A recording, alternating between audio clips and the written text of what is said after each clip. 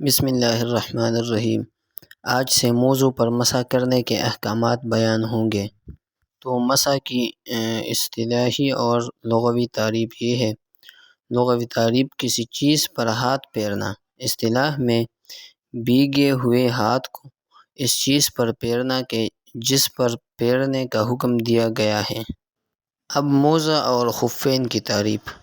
اگر موزے پورے کے پورے چمڑے کے ہوں، یعنی سوت وغیرہ کا ان میں بالکل دخل نہ ہوں، تو انہیں خفین کہتے ہیں۔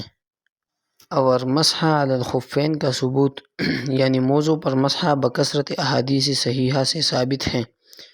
چنانچہ نبی علیہ السلام کا ارشاد ہے، حضرت سعد رضی اللہ عنہ سے منقول ہے، وہ حضور صلی اللہ علیہ وسلم سے نقل کرتے ہیں کہ آپ صلی اللہ علیہ وسلم نے موزوں پر مسح کیا۔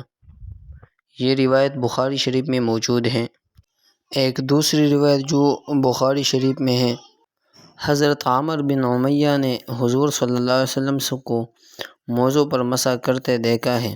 امام حسن بصری رحمۃ اللہ علیہ سے منقول ہے، میں نے 70 بدری صحابہ کو مسح علی الخفین کا قائل پایا ہے۔ اور حنفیہ، شافعیہ، حنابلہ، جمہور فقہاء و محدثین اور امام مالک کی ایک روایت کے مطابق مسح علی الخفین مقیم و مسافر دونوں کے لیے جائز ہے۔ اور اس کا ثبوت وہ حدیث پاک ہے کہ اسامہ بن شریک رضی اللہ عنہ کہتے ہیں کہ ہم لوگ سفر میں رسول اللہ صلی اللہ علیہ وسلم کے ساتھ ہوتے تھے تو 3 دن 3 رات سے قبل موزے نہ نکالتے، اور حضر میں آپ کے ساتھ ہوتے تو 1 دن 1 رات اپنے موزوں پر مسح کرتے تھے۔